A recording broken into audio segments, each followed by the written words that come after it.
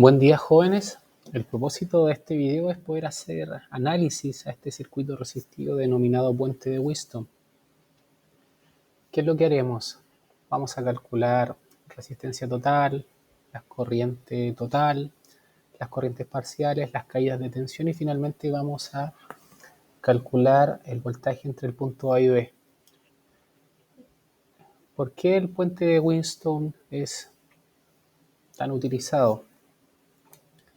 Por esta característica que vamos a simular utilizando Tinkercad. En este momento tengo una resistencia 1 de 330 ohms y una resistencia 2 de 330 ohms. R1 y R2 son iguales. Y por otro lado R3 de 100 ohms y R4 de 100 ohms también son iguales. Cuando se da esta relación que R1 y R2 son iguales y R3 y R4 por otro lado son iguales, hablamos de que el puente está en equilibrio. Independiente del valor de la fuente, en este momento tengo una fuente de 10 volts y la cambio a una fuente de 15 volts, puedo ver que el puente permanece en equilibrio. Entonces, independiente del valor de la fuente, si se da la relación que R1 y R2 es igual y por otro lado R3 y R4 son iguales, me encuentro con el puente en equilibrio. Y si yo mido la tensión que hay entre el punto A y B, como lo estoy haciendo acá en la medición, me da 0 volts. La lectura. ¿Qué pasa si una de estas resistencias cambia su valor? Por ejemplo, la R4 vale 100 ohms, voy a cambiarla en 1 ohms, que es casi insignificante. ¿Y qué es lo que sucede? Tengo enseguida una lectura significativa entre los puntos A y B. Estamos hablando de que son prácticamente iguales R3 y R4. La diferencia es que esta vale 100 y esta vale 101, pero solo con esa diferencia mínima obtengo una lectura entre el punto A y B. Bien, esa sensibilidad que me da este circuito resistivo en corriente continua es muy utilizado. Ahora, vamos a hacer análisis para este circuito.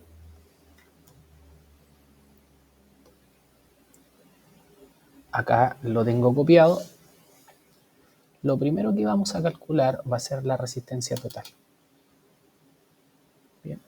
Si yo vuelvo a dibujar este circuito para poder ver más claramente qué relación hay entre las distintas resistencias que lo conforman, me queda algo como esto.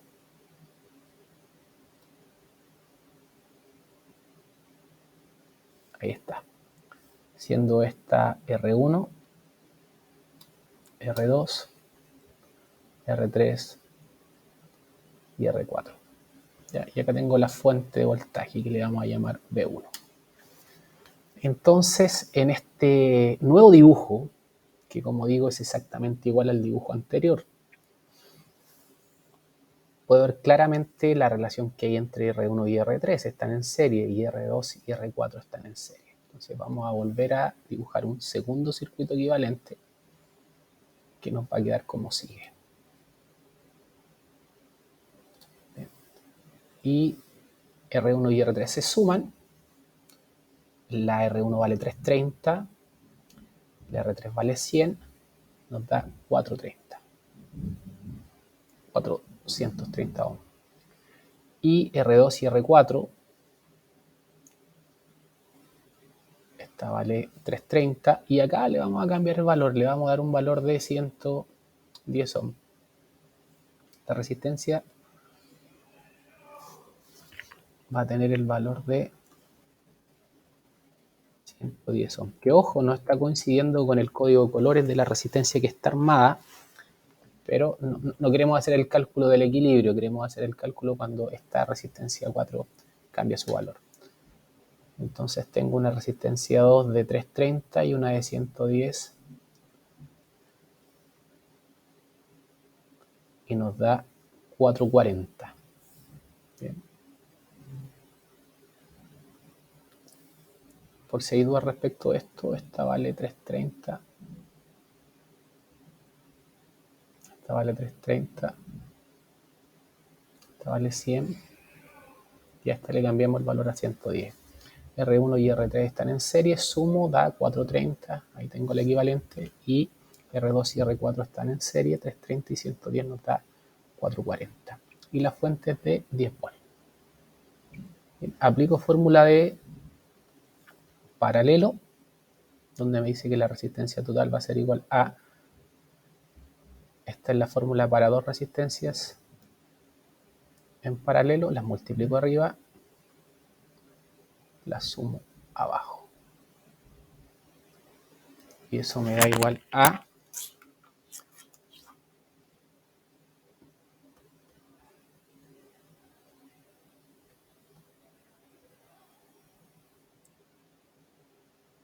430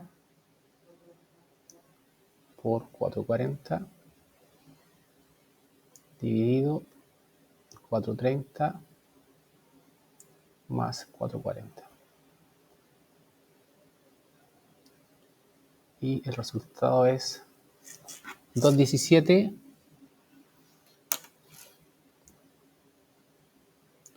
217. Vamos a hacer lo siguiente, quiero copiar exactamente el resultado con la mayor cantidad de decimales para hacerlo lo más preciso que se pueda. ¿Ya? Entonces ahí está la resistencia total, la voy a achicar un poquitito. Esa es la resistencia total. Entonces finalmente tengo un circuito equivalente final con una sola resistencia, una fuente de 10 volts y una resistencia de 217,4713, podríamos dejarla con 4 decimales, ohms. ¿Ya? Y acá el hincapié en dejar la mayor cantidad de decimales, porque como estamos haciendo el cálculo de una lectura que es muy sensible a la cantidad de decimales, milivolt entre el punto A y B, al ser milivolt, si empiezo a cortar las cifras decimales, me voy a alejar bastante de la lectura que me entrega el simulador. Entonces ahora vamos a calcular corriente total. La corriente total va a ser igual a los 10 volts, voltaje total. Voy a anotar eso. Voltaje total dividido resistencia total de acuerdo a lo que dice la ley de Ohm. 10 volts y la resistencia total los 217,4713.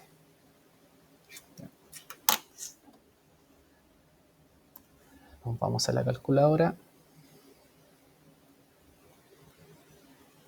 10 dividido el resultado que había obtenido anteriormente y me da ese resultado, que lo mismo lo vamos a copiar para conservar todos los decimales. Eso es lo que estoy haciendo, yo estoy conservando todos los decimales. Así que tengo una corriente total de 0,04598 amperes. Si lo llevo a 1000 amperes, tengo casi 46 miliamperes. Ya, 45,98 miliamperes. Y ahí tengo la corriente total. Entonces, resistencia total, la tenía aquí, y corriente total. Ahora, necesito saber las corrientes parciales. A esta corriente que pasa por acá le vamos a llamar corriente 1 y a esta corriente 2. ¿Ya? La corriente que baja por la resistencia de 430 y la corriente que baja por la resistencia de 440. Lo mismo utilizaremos la ley de Ohm. La corriente 1 va a ser el voltaje dividido resistencia, voltaje 10 porque están en paralelo ambas a la fuente de 10, una con 430, y la corriente 2, voltaje dividido resistencia, voltaje 10, resistencia 440.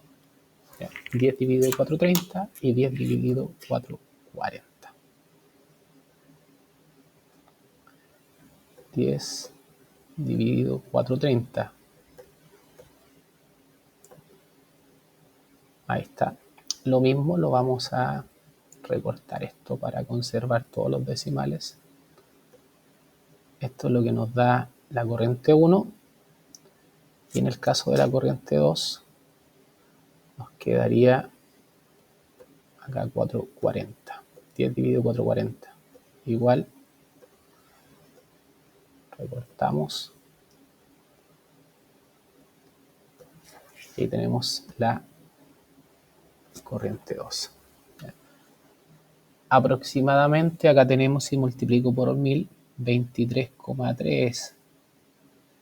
Estos son 23,3 miliamperes aproximadamente. Y en el caso de abajo tengo 22,7.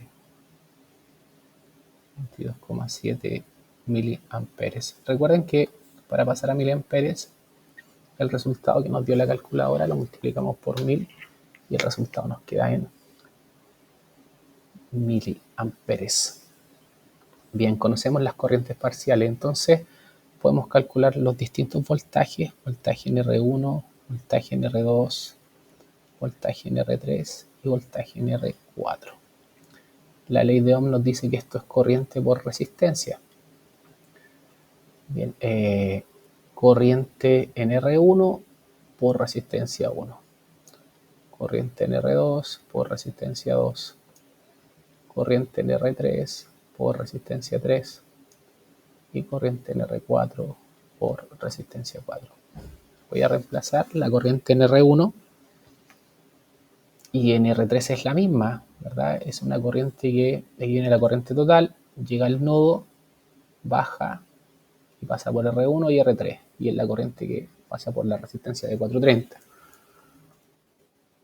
Lo mismo pasa con la corriente 2. Viene la corriente total, llega al nodo, baja por R2 y continúa por R4. Y esa es la corriente que baja por la resistencia de 440. Bien. Entonces, nos queda corriente R1, nos da 23,3 miliamperes, que es 0,02326. Lo dejé con 5 decimales. Y esa corriente que pasa por R1 es la misma que pasa por R3. Entonces acá la reemplazo también, 0,02326. Y la corriente que pasa por R2 y R4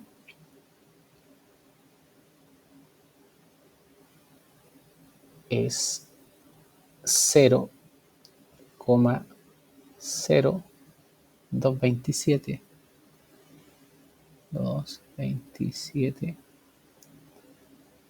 3. 0,02273.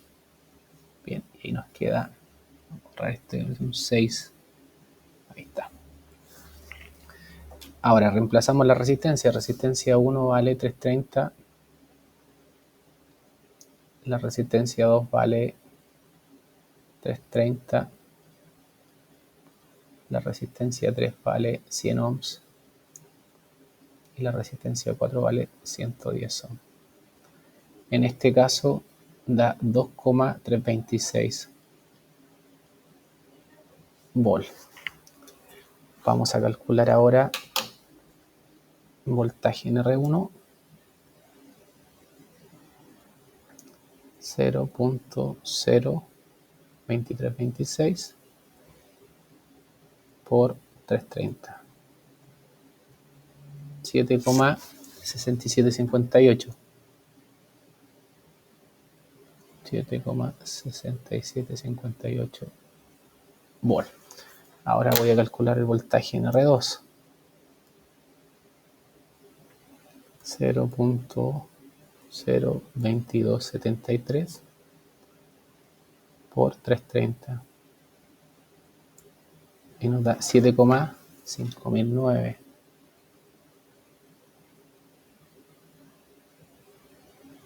Volt. Y finalmente voy a calcular el voltaje en R4. 0,02273 por 110. 2,5003 volt. Ya, ahí están los voltajes en cada una de las resistencias que forman parte del puente Wheatstone.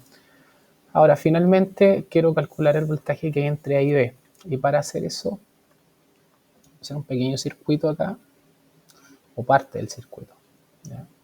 Acá tenemos la fuente, una resistencia, otra resistencia. ¿Ya? ¿Y qué es lo que sucede acá? Acá tengo el punto A, el punto B. ¿Ya? Y esta es la fuente, esta es la resistencia 3. Y esta es la resistencia 4. Entonces, cuando yo sigo el camino de la corriente, aquí viene una corriente total, llega al nodo y me baja una corriente en ese sentido y acá baja una corriente en ese sentido. Esta es la corriente 1, esta es la corriente 2. La corriente 1 baja por R1, llega a y baja por R3. Entonces aquí viene la corriente 1. ¿Verdad? Y por otro lado, la corriente 2 baja por R2, llega al punto B y baja por R4. Entonces aquí viene la corriente 2. Entonces, si me doy cuenta, las corrientes van en sentido contrario. Esta va hacia la derecha, esta va hacia la izquierda. Si yo quisiera polarizar la resistencia, la corriente en una resistencia siempre entra por positivo y sale por negativo. En este caso, la corriente 1 entra por positivo, sale por negativo. ¿Verdad? Ahora, esta polaridad que se da en la resistencia me dice que las debo restar. ¿Cómo puedo ver eso más claramente? Si estas resistencias fueran fuentes de voltaje, acá tengo el positivo. Imaginemos que esta es la R3 y esta es la R4. ¿Ya? Entonces acá el flujo convencional, el positivo va en ese sentido y esta va en ese sentido. Van en sentidos contrarios, eso significa que se restan. ¿Ya? Entonces, toda esta explicación que acabo de dar es simplemente para decir que estas tensiones que están presentes entre R3 y R4 se van a restar. ¿Y eso es por qué? Porque el flujo de corriente va en sentidos contrarios. Bien, entonces, al mayor le voy a restar el menor. Voy a destacar cuáles son esos voltajes. Yo voy a trabajar con el voltaje en R3, voltaje en R4. Entonces, al voltaje en R4 que es mayor, 2,5003, le voy a restar el voltaje R3 que es 2,326. Bien, veamos cuánto nos da eso. Acá. 2,5003 le resto los 2,326. Y eso me da 0,1743. 0,1743 volts. Ese es el voltaje que hay entre el punto A y B. Lo voy a destacar acá. Este es el voltaje entre el punto A y B. Que si lo paso a milivolt, multiplico esto por 1000 y me da 174,3 milivolt. Ese es el voltaje que hay entre el punto A y B. Quiero comprobar que esto es cierto. ¿Cómo lo voy a hacer? En la simulación. 330, 330, 100 y 110. Veamos. Me voy a la simulación. 330, 330, 100, 110. Voy a cambiar su valor. Y este resultado me dice que el voltaje entre el punto A y B es 174 milivolts. A nosotros nos dio más exacto todavía, 174,3. Efectivamente, el procedimiento que acabamos de aplicar es corroborado con la simulación. Entre el punto A y B tengo una tensión de 174 milivolts. Y ese es el procedimiento. Pueden haber varios, uno puede hacer análisis de circuito utilizando distintos métodos, pero este procedimiento relativamente fácil nos permite determinar finalmente los parámetros que están presentes en el circuito. Calculamos resistencia total, corrientes parciales, caídas de tensión en cada resistencia y finalmente el voltaje que hay entre el punto A y B, que nos dio 174 milivolts. Y corroboramos ese resultado con la simulación en Tinkercad y efectivamente nos dice que son 174 milivolts.